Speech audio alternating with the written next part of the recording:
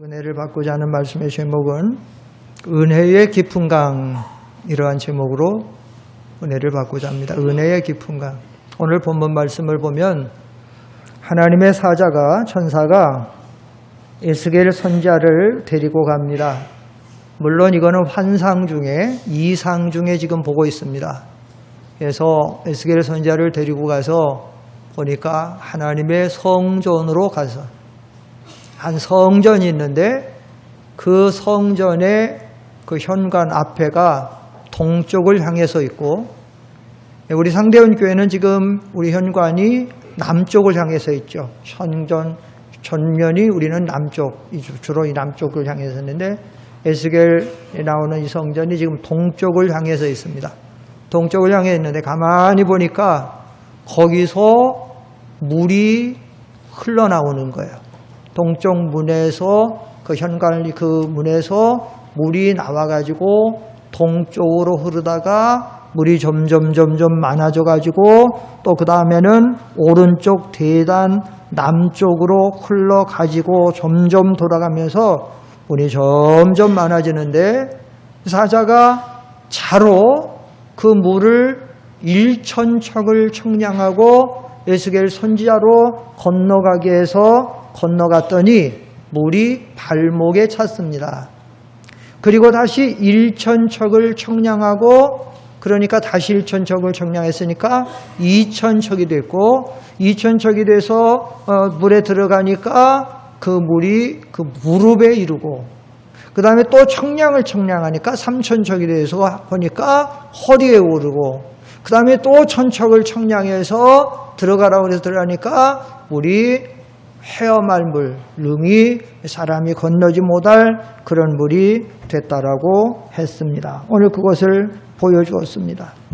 오늘 이 환상의 의미는 뭔가 하면, 정확하게 말하면 신약시대에 그리스도의 복음을 통해서, 이 생명의 역사를 통해서 이 물로 많은 나라, 많은 민족, 많은 생명들이 살아날 것을 가리킵니다. 이 성전문, 동양문에서 흘러나오는 물이 들어가는 모든 바다가 살고, 강이 살고, 아라바가 살고, 모든 물고기가 살아나는 것처럼 그리스도의 복음의, 이 생수의 생명의 복음의 역사를 통해서 많은 민족과 많은 사람, 택한 영혼들이 다 살아날 것을 우리에게 보여줬어요. 그래서 우리가 이 신약시대에 우리 교회들이 제일 힘써서 해야 될 사명 중에 하나는 복음을 전하는 것이고, 특별히 세계 선교하는 것이고, 들어가는 곳마다 살아나도록 됐으니까. 1960년대만 해도 중국의 주계장막이라 했어요. 모태동의 그 문화 대혁명으로 얼마나 많은 사람들, 지식인들, 종교인들, 문화인들 다 잡아 죽이고, 교회 불사를 들고, 교회 다 못질해가지고 닫아 놓고. 그런데 하나님께서 때가 되니까 이 복음이, 물이 흘러가니까 많은 영혼들이 거기서 살아나고, 그래서 이 주계장막이라고 하는 중국이 막 복음화되고, 이 복음의 강물이, 생명의 강물이 또 철의 장막이라고 하는 러시아에 들어가니까 러시아에서도 많은 생명들이 살아나고, 동남아로 흘러 들어가니까 많은 불교권에 있던 많은 생명들이 거기서 살아나고, 이 복음이 인도 쪽으로 가니까 힌두권에 있는 많은 생명들이 거기서 살아나고, 이 복음이 이슬람권에 들어가니까 거기서 또 많은 영혼들이 살아나고, 이 복음이 아프리카로 들어가니까 아프리카 미개한 모든 아프리카 사람들도 살아나고. 그래서 우리가 이 교회의 최대의 할 일들은 이 선교에서 선교에 힘쓰면 들어가는 모든 곳마다 하나님의 택한 영혼들이 살아날 줄 믿습니다. 또 하나는, 이것은 이제 이것을 통해서 우리 각자가 이 하나님의 생수의 샘물에 동참해서 우리 믿음 생활을 우리가 힘써 해나갈 때에 우리 자신이 하나님의 은혜 가운데 믿음이 진보하고 자라나고, 그래서 열매를 맺히게 되고, 여기 강 주변에 열매들이 많이 맺히게 되고, 그 잎사귀가 약재료가 되는 것처럼, 그래서 많은 영혼들이 이렇게 이 하나님의 은혜 충만한 생활을 하게 되고 하나님의 축복된 삶을 살아가게 되는 것을 오늘 이 환상의 의미를 통해서 우리에게 교훈해 주시는 것입니다. 그러면 중요한 것은 오늘 우리가 이 선교의 사명이나 우리 개인의 신앙생활도 이 생수의 샘물의 은혜 역사에 우리가 동참하려면 어떻게 해야 되느냐? 어떻게 해야 우리가 은혜의 강물에 깊이 나아갈 수 있느냐? 오늘 본문에서 먼저 두 가지 말씀드리면, 첫째로 우리가 은혜 깊은 강에 나아가려면 우리는 첫째 성전으로 나가야 됩니다. 왜 그런가 하면 이 은혜의 강물은 어디에서 흘러내리고 있습니까? 성전 문에서 흘러내리기 때문입니다. 하나님의 사자가 에스겔 선지자를 왕궁으로 인도하지 않았습니다. 성읍으로 인도하지 않았습니다. 저 시골로 인도하지 않았습니다. 어떤 시장으로 인도하지 않았습니다. 왜 그런가 하면 하나님의 복음의 생명의 생수의 역사는 그런 곳에서 흘러나오지 않고 오직 하나님의 성전에서 흘러나오기 때문에, 그래서 그것을 보여주느냐고 하나님의 사자가 에스겔 선지자를 성전으로 인도한 것입니다. 오늘 우리들이 하나님의 복음을 위해서, 우리가 또 생수의 은혜에 참여하기 위해서 우리가 힘써야 될 것은 바로 하나님의 성전에 나아가는 생활을 힘써야 된다라고 하는 것입니다. 왜냐하면 하나님의 은혜 생명의 생수의 역사는 다른 곳에서는 흘러나오지 않아요. 여러분들이 아무리 자녀들을 학교에 보낸다고 학교에서 은혜의 생명의 생수의 역사가 흘러나오지 않습니다. 여러분의 직장에 간다고 거기서 그리스도의 복음의 생수의 샘물이 흘러나오지 않습니다. 사업장에서, 세상 사회생활 속에서 이 하나님의 은혜의 복음 진리의 말씀을 통한 생명수 샘물의 역사에 거기는 흘러나오는 게 아니에요. 오직 하나님의 그리스도의 몸된 교회에서 이 은혜의 생수의 샘물이 흘러나오는 줄 믿습니다. 왜 그런가 하면 그것은 하나님의 교회에, 하나님께서 하나님의 교회 하나님의 종들을 보내서 하나님의 종들을 통해서 하나님의 주시는 말씀으로, 복음으로 거기서 은혜의 생명수 샘물을 흘러 넘치게 하기 때문입니다. 그러므로 우리가 이 하나님의 은혜의 생수의 생명수 샘물의 은혜에 참여하기 위해서는 이 성전 생활을 힘써야 됩니다. 성전 생활을 힘써야 돼요. 그래서 이 성경 전체를 보면 믿음의 은혜 생활을 잘한 사람들은 언제나 성전을 가까이 하고 성전 안에서 살고, 비록 환경이 좋든지 안 좋든지 어렵든지 안 어렵든지 이 성전을 가까이 하는 사람들은 하나님의 은혜의 생수의 역사 속에서 그 은혜의 삶을 살았던 거예요. 누가복음 2장 36절 이하에 보면, 앞에 잠깐 보십시다. 시작. 또 아셀 지파 바누엘의 딸 안나라는 선자가 있어 나이가 매우 많았더라. 그가 결혼한 후 7해 동안 남편과 함께 살다가 과부가 되고 84세가 되었더라. 이 사람이 성전을 떠나지 아니하고 주야로 금식하며 기도함으로 섬기더니, 여기 보면 이 안나는 결혼한 지 7년 남편하고 살고 남편이 덜컥 죽어버렸어요. 이스라엘 사람들은 한 10대 후반, 늦어도 20대 초반에 결혼하는데, 딱 이 사람이 인간적으로 볼 때 얼마나 불쌍한 사람이에요. 남편이 있어야 그래도 먹고 살 수 있는데 죽어버렸으니까. 그런데 이분이 하나님의 성전에 나가서 84년을 살았는데, 그러니까 20세에 결혼했다라고 해도 지금 나이가 84세가 되도록 했으니까 오래됐는데, 그러니까 성전 생활을 했는데 거기서 뭐 했습니까? 성전 떠나지 아니하고 주야로 금식하고 기도하고. 이 사람에게는 언제나 하나님의 은혜의 생수의 샘물의 역사가 충만해가지고 이 시대에 다른 사람들이 그리스도의 오신 사실을 잘 모를 때에도 이 하나님의 성령께서 안나에게 주님의 탄생을 알려주고 인도해서 주님을 만나게 한 것. 여러분, 우리가 신앙생활을 잘하는 제일 중요한 요소 중에 하나는 성전 생활이에요. 성전을 가까이 하는 생활. 일단 성전에 나와야 돼요. 하나님 앞에 나오는 생활이에요. 성경 기자들을 보면 시편 65편 그 4절을 한번 보시면 앞에 보실까요? 시작. 주께서 택하시고 가까이 오게 하사 주의 뜰에 살게 하신 사람은 복이 있나이다.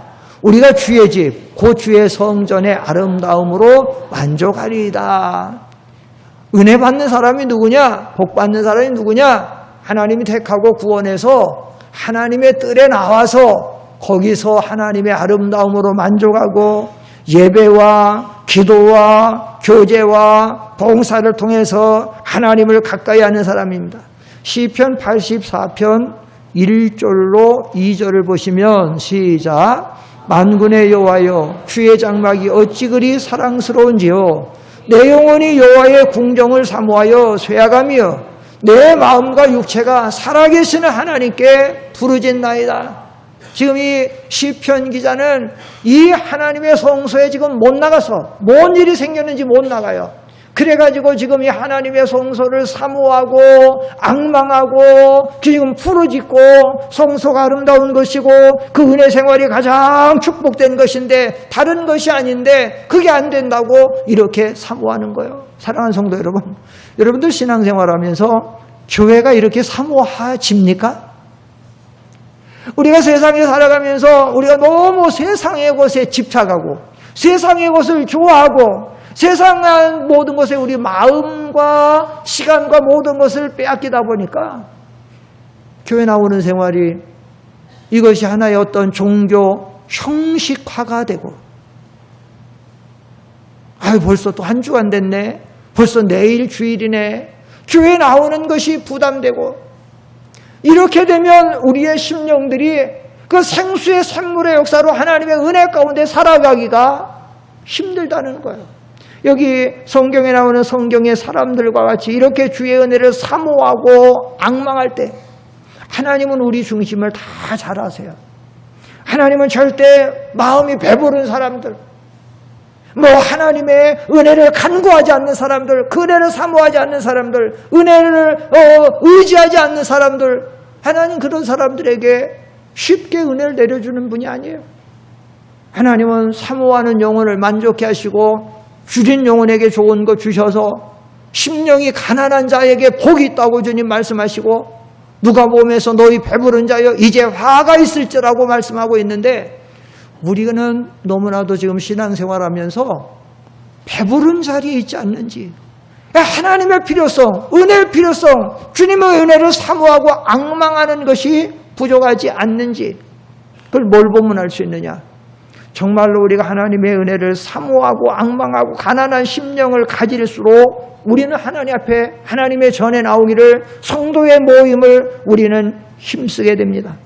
사도행전 2장 46절에 보면 초대교회는 어떻게 했습니까? 앞에 보고 읽어봅시다. 초대교회는 어떻게 했는가? 신앙생활 시작. 날마다 마음을 같이하여 성전에 모이기를 힘쓰고 집에서 먹을 때에 기쁨과 순전한 마음으로. 여기 보면 초대 예루살렘 교회는 며칠에 한 번씩 모여서요? 날마다 마음을 같이해서 날마다의 날마다 성전에 모이기를 어떻게 했다? 힘썼다는 거예요. 여러분 모이기를 힘씁니까? 모이기를 힘쓰면 나올 수 있는데 힘쓰지 않아서 안 나오는 거예요. 새벽에도 힘쓰면 나올 수 있는 사람이 새벽에 안 나오고 3일 밤 예배도 좀 힘쓰면 나올 수 있는 사람이 안 나오고 우리가 좀 힘쓰지 않는 거예요. 우리는 하나님의 은혜를 사모하고 앙망하고 힘쓸 때에 하나님께서 우리에게 은혜를 주십니다. 문제는 뭐냐? 히브리서 10장 25절에 보면 예언이 뭐라고 된다면 말세에는 앞에 보십시다. 시작. 모이기를 패하는 어떤 사람들의 습관과 같이 하지 말고 오직 본하여 그날이 가까움을 볼수록 더욱 그리하여. 모이는 거가 이제 잘 안 모이는 것이 습관이 됐다는 거예요. 예전에 잘 나오던 사람이, 기도 생활에 힘쓰던 사람이, 계단 생활에 힘쓰던 사람이, 교제 생활에 힘쓰던 사람이 잘 안 모인다는 거예요. 요즘 말세에는 잘 안 모여요. 세속주의로 나가고 육신주의로 나가고 물질주의로 나가고 그러다가 보니 자란 거예요. 여러분, 제단에 잘 모이는 생을 힘쓰지 않으면 어떻게 은혜의 깊은 강에 나아갈 수가 있겠어요? 하나님의 은혜 깊은 강에 나아가야 우리가 하나님의 은혜로 만족하고 거기서 하나님의 생수의 생명의 역사로 우리 심령이 만족할 수 있는데, 여기 이 에스겔 성전에 나오는 이 물의 역사는 신약의 요한복음 4장에 보면 수가성 거기 우물가에서 그 사마리아 여자하고 주님이 말씀했죠. 그때 주님이 이렇게 말해요. 내가 주는 물을 먹는 자는 영원히 목마르지 아니하고 그 속에서 터져나오는 생수의 샘물이 되리라. 바로 이거예요. 이거는 여기서 나오는 건. 그런데 우리가 이렇게 하나님 앞에 나아가기를 우리가 힘쓰지 아니하면 어떻게 우리가 은혜 깊은 강에 들어갈 수 있어요? 어떻게 새 생명의 생수의 샘물로 우리가 만족할 수 있겠는가, 그 말이에요. 그래서 우리는 하나님의 성소에 나오기를 힘써야 되고, 또 하나는 우리가 육신적으로는 이 시간도 나와 있어요. 육신적으로는 이 시간도 우리가 나와 있지만 몸만 나와 있는 것이 아니라 우리의 영이 하나님의 은혜의 지성소의 자리에 나가도록, 그래야 우리는 신령한 하나님의 생수의 샘물로 은혜로 만족할 수가 있는 거예요. 만족할 수 있는 거예요. 첫째는 우리가 육신적으로도 하나님의 성전에 모이기를 힘써야 됩니다. 그러나 그거로 만족하지 말고 예배 시간에 우리가 하나님의 은혜를 받을 수 있도록 힘써야 된다는 거예요. 말씀을 경청하고 하나님의 은혜를 사모하고 주의 종을 통해서 내게 주시는 하나님의 교훈이 무엇인지를 알아듣도록, 그때에 이 하나님의 말씀이 우리에게 생명이 되고 은혜가 되고 거기서 우리의 심령이 새롭게 살아날 줄 믿습니다. 그래서 늘 우리가 나오기를 힘쓰고, 또 하나는 하나님 예배 시간에도 좀 그 신령한 성소에 나가도록 우리가 힘써야 된다고 하는 사실입니다. 둘째로, 우리가 은혜의 깊은 강에 들어가려면, 그래서 하나님의 은혜 주시는 생수로 우리가 만족하는 생활을 하려면, 또 우리가 복음을 전하는 사명을 감당하려면, 첫째는 성전에 나가는 생활을 힘써야 되고, 둘째는 하나님의 말씀을 순종하는 생활을 해야 됩니다. 하나님의 말씀을 순종하는 생활을. 여기 3절에 보면 그 사람이 손에 줄을 잡고 동쪽으로 나아가며 천척을 측량한 후에 내게 그 물을 건너게 하시니 물이 발목에 오르더니 다시 천척을 측량하고 내게 물을 건너게 하니, 여기 천척을 측량할 때마다 물을 건너게 하고 물을 건너게 할 때마다 에스겔 선지자가 들어가다가 보니까 점점 깊어졌다라고 하는 사실이. 여러분, 우리의 진정한 신앙생활의 깊은 은혜의 생활은 우리가 하나님의 진리를 받고 진리를 순종하는 만큼 우리의 신앙은 깊어지는 것이고, 우리의 신앙이 깊어지는 만큼 우리의 믿음이 장성하고 거기서 하나님의 은혜를 맛보고 거기서 하나님 앞에서 능력 있는 삶을 살 수 있는 거예요. 천척을 측량할 때, 또 측량할 때 우리가 하나님의 말씀을 순종할수록 우리는 믿음의 깊은 은혜의 강가에 들어가게 되고 거기서 하나님의 은혜를 경험하게 되고 우리는 생수의 샘물로 만족을 할 수가 있다라고 하는 사실이에요. 여러분, 믿음이 깊어지고 믿음이 자라난 것은 신앙 연조에 있지 않아요. 나는 생활을 10년 했으니까 10년 한 만큼 이만큼 자랐겠지. 나는 신앙생활을 50년 했으니까, 나는 어렸을 때 받아가지고 지금 한 60주 되도록 50년 했으니까 50년만큼 이만큼 자랐겠지. 나는 70년 했으니까 이만큼 자랐겠지. 절대 아니에요. 여러분, 성경에 보면 무슨 말씀이 있어요? 먼저 된 자가 나중되고 나중된 자가 먼저 된다는 말씀이 있죠. 그건 뭐예요? 먼저 믿었어도 신앙생활에 힘쓰지 않으면 그만큼 믿음이 안 자라. 그 자리에 있어. 근데 예수 믿은 지가 나중에 믿었어. 중년에 믿고 노년에 믿었어. 근데 그분들이 열심히 신앙생활하는 거야. 열심히 신앙생활하니까 먼저 믿은 40년, 50년이 먼저 믿었는데 이 사람은 예수 믿은 지가 5, 6년밖에 안 됐는데 5, 6년밖에 안 됐는데 믿음이 헐떡 자라난 거예요. 이 사람이 나중된 자가 먼저 됐다는 거예요. 주님은 또 그걸 보고 기뻐하시잖아요. 그래서 그 말이 어디서 나왔어요? 나중된 자가 먼저 된 나중된 자는 어디 나왔죠? 마태복음 20장에 보면 포도원에 사람들 들여볼 때 아침에 일찍 들여보낸 사람, 그 사람은 예수 일찍 믿은 사람을 가리키는 거. 아침에 일찍 들어간 푼꾼들은 예수 일찍 믿었어. 그런데 별로 힘쓰지 않았어. 주인 마음에 안 들었어. 근데 나중에 5시 들어가서 1시간이라는 사람 열심히 했습니다. 이렇게 고마운 주인이 있나? 야, 1시간밖에 남지 않았는데 일할 기회를 주고 열심히 했습니다. 감사해서 했습니다. 충성했습니다. 희생했습니다. 주인이 다 봤어요. 다 알아. 그래가지고 나중에 품꾼을 그저 청지기 보고 그러죠. 모든 사람에게 한 데나리온씩 주는데, 근데 나중에 온 사람부터 줘라. 나중에 온 사람은 한 데나리온 하니까 일찍 온 사람은 1시간 일하고 한 데나리온 받았으니까 우리는 많이 받겠지? 근데 자기도 한 데나리온밖에 안 줘. 불평했지요? 왜 뭐라고 말합니까? 친구요, 내가 나한테 불평할 이유가 뭐 어딨느냐? 내가 당신한테 한 데나리온 주겠다고 하지 않았느냐? 이 사람 나중 온 사람에게 한 데나리온 이렇게 주는 거는 내 주권이다. 네가 타치할 것이 없어. 그런데 여러분, 이렇게 믿음이 자라나고 깊은 곳에 나아갈 수 있는 것은 뭐예요? 우리 신앙생활 속에서 우리가 얼마나 하나님의 말씀을 순종하느냐에 달리는 거예요. 순종하느냐. 우리가 왜 예배 시간 모일 때마다 말씀을 받습니까? 말씀 몰라서가 아니에요.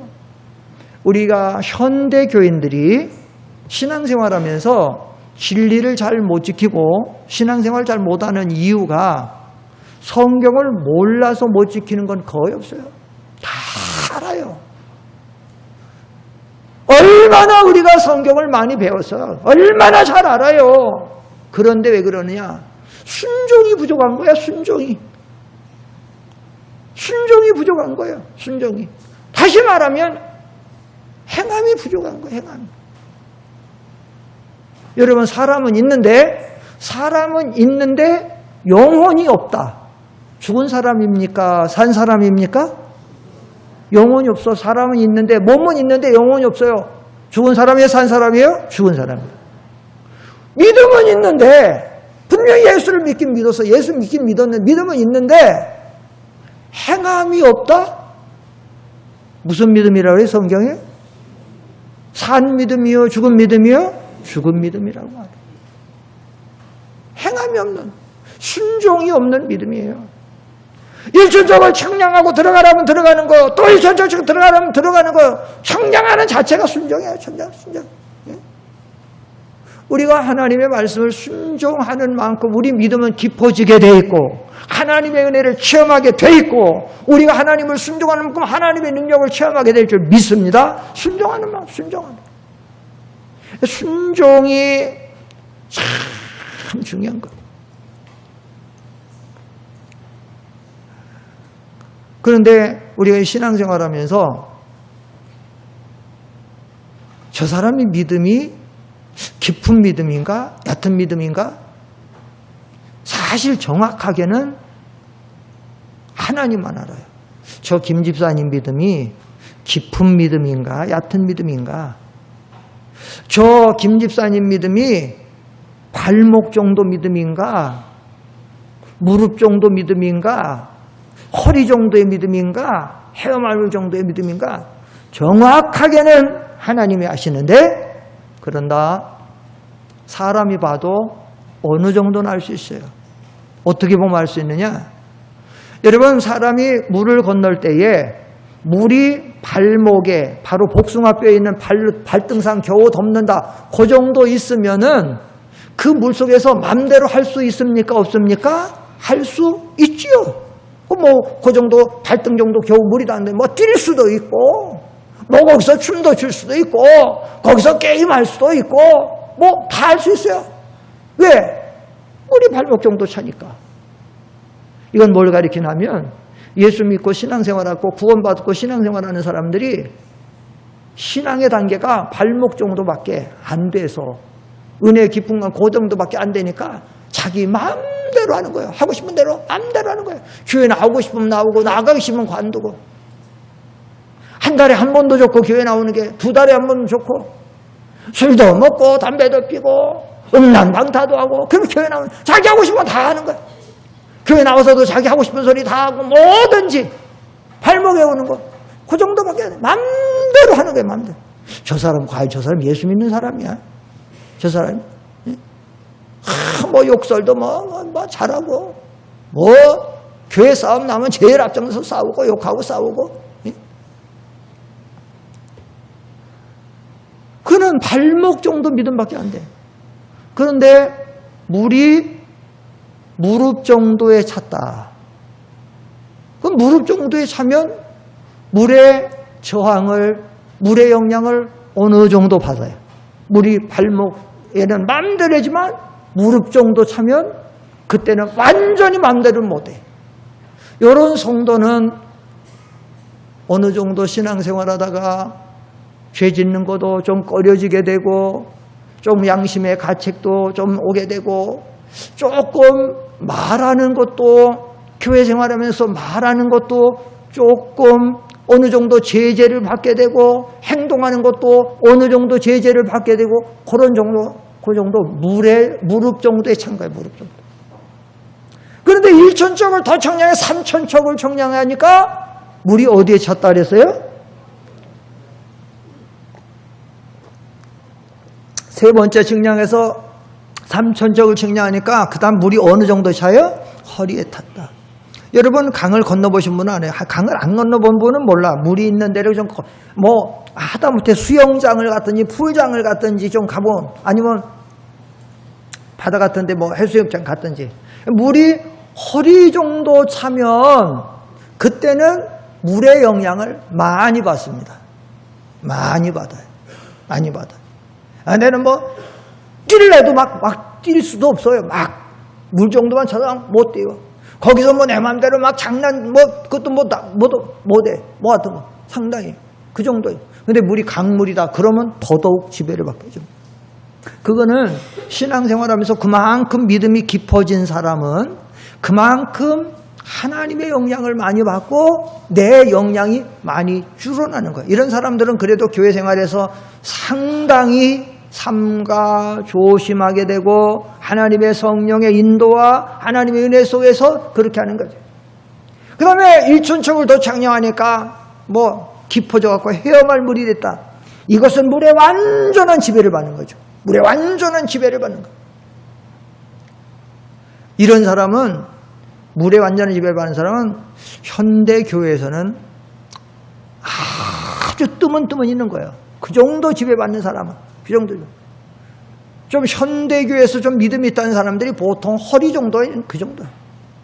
자, 여러분들은 물이 지금 어디 정도 찼습니까? 가만히 생각해 보는 거예요. 지금 나는 지금 발목 정도 물 찬 신앙생활을 하고 있는가? 아니면 무릎 정도 지금 하고 있는가? 아니면 허리 정도 하고 있는가? 아니면 완전히 헤엄할 물이 있는가? 어디 계신 것 같아요, 여러분들은? 예? 어디 계신 것 같아요? 다 다른데 제가 볼 때는 제일 많은 게 어디 같아요? 제일 많은 예, 발목은 아니고 무릎 정도 같아요. 무릎이 많을 것 같아요. 무릎. 허리만 돼도 그 정도는 굉장한 신앙이고 허리만 돼도 한 무릎 정도 되잖아요. 우리가 어쨌든 중요한 것은 힘써 나가서 어쨌든 좀 더 우리가 좀 깊은 은혜의 자리에 나가서 그래서 우리가 성경에 말한 것처럼 나는 부인 되어지고 나는 날마다 죽어지고 사도 바울이 같이 나는 날마다 죽고 하나님의 성령께서 말씀을 통해서 나를 지도하고 나를 인도하는데 온전히 피동되는 그런 삶을 살아요.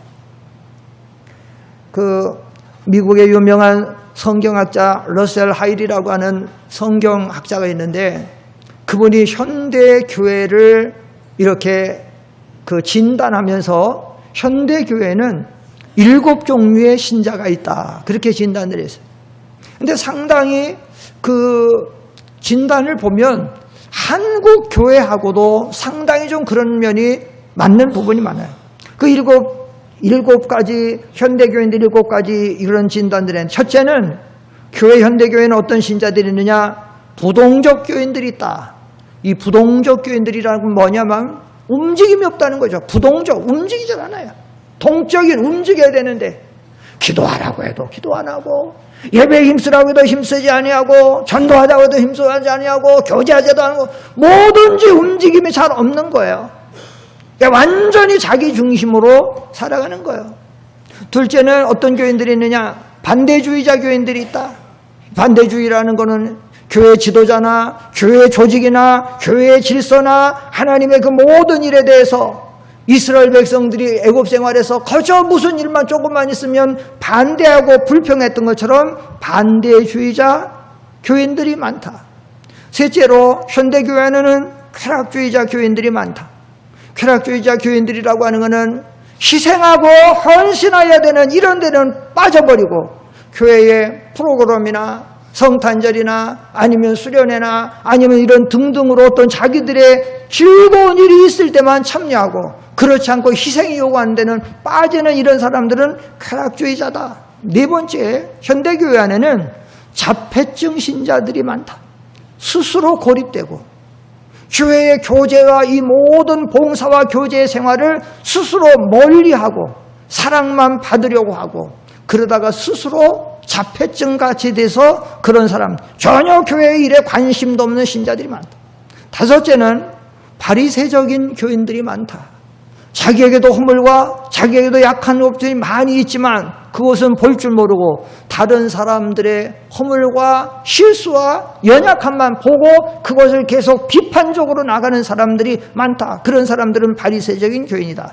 여섯 번째, 방랑자 같은 교인들이 많다.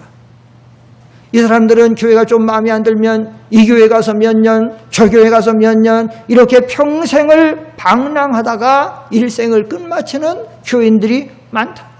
일곱 번째는 놀랍게도 교인들 중에 세례도 받고 집사 직분도 받고 교회 봉사한다고 하지만 놀랍게도 현대 교회 안에 그리스도를 믿지 않는 신자들이 많다. 믿지 않아요. 실제 있어요. 예수님의 12 제자 가운데도 그런 사람이 있었잖아요. 가룟 유다는 불신자 아닙니까? 저기한 사람 아닙니까? 차라리 너는 나지 않을 때 했으면 좋다고 하는 그런 사람들 아닙니까? 우리가 신앙생활하면서 정말로 은혜 깊은 강에 나아가서 좀 더 발목에서 무릎으로 무릎에서 허리로 해야말로 나가려면 이런 모든 잘못된 것들을 버리고 고치고 하나님의 말씀을 중심으로 하고 이 말씀을 순종해서 우리가 점점 깊은 곳에 나갈 때 우리는 좀 온전한 신앙생활이 된다라고 하는 사실입니다. 예전에 그 국민일보는 국민일보 안에는 그 미션적인 그 소식을 다루는 기독교 신문이 한 장 껴서 나오는데 그 국민일보 컬럼에도 그런 말이 나왔었어요. 예전에 그 국민일보 안에 끼어 나오는 그 종교 소식란에 뭐라고 했냐면 우리 한국 교인들이 교회에서 예배 드릴 때에 이런 종류의 신자들이 많다. 설교를 들을 때 하나님의 종이 설교를 할 때 그 설교를 듣는 신자들의 유형 어떤 유형이 있는가 하면 첫째는 뉴스형 신자들이 있다. 뉴스형이라고 하는 것은 세상 사회적인 소식이나 시사적인 것이나 어떤 그런 거 선거 때 되면 선거철에 대해서 뭐 때 되면 뭐 되는 그런 세상적인 것에만 관심을 집중하고 다른 내용에는 흥미가 없는 신자들이 있다. 둘째로는 관람형 신자들이 있다.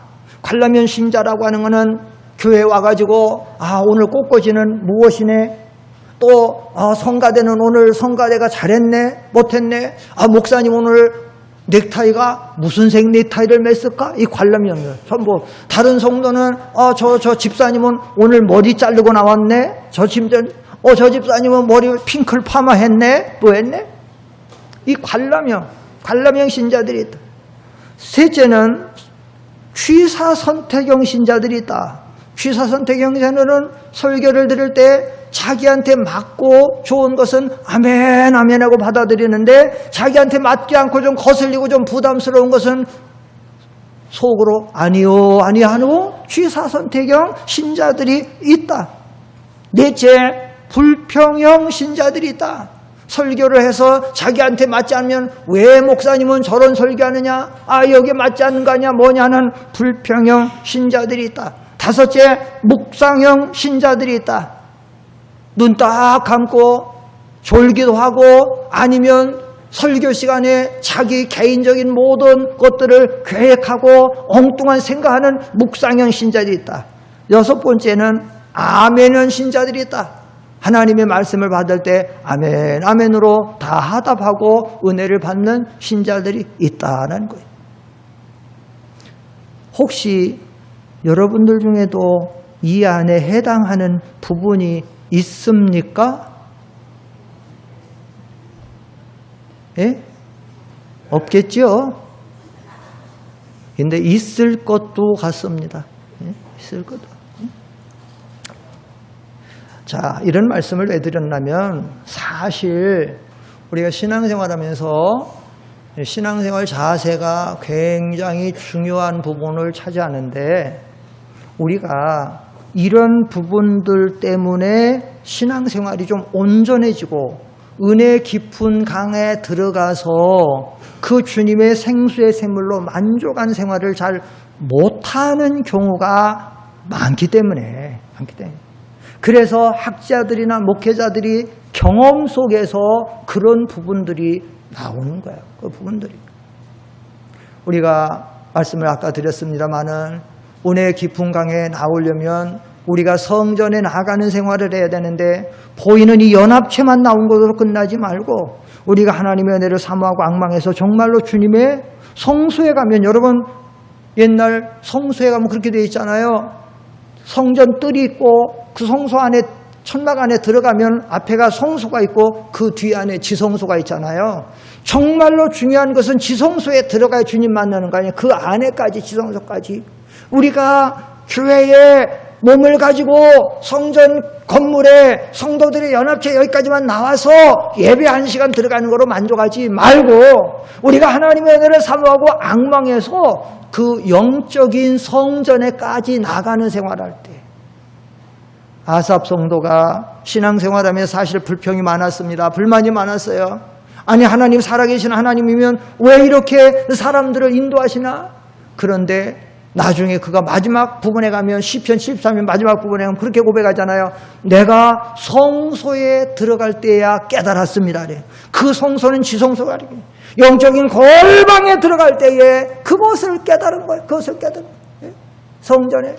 우리가 이런 생활을 하게 되면 은혜의 깊은 강에 들어갈 줄 믿습니다. 거기서 주님을 만나서 은혜를 받을 줄 믿습니다. 거기서 변화가 되고 거기서 우리가 열매도 맺혀서 또 다른 사람에게도 좋은 영향을 주지만 또 하나님의 좋은 열매도 먹을 줄 믿습니다. 우리의 신앙생활은 날마다 이렇게 진보하고 변화돼야 돼요. 날마다 순종하는 생각이 깊어지고 하나님의 깊은 은혜의 자리로 깊이 나가도록 힘써야 돼요.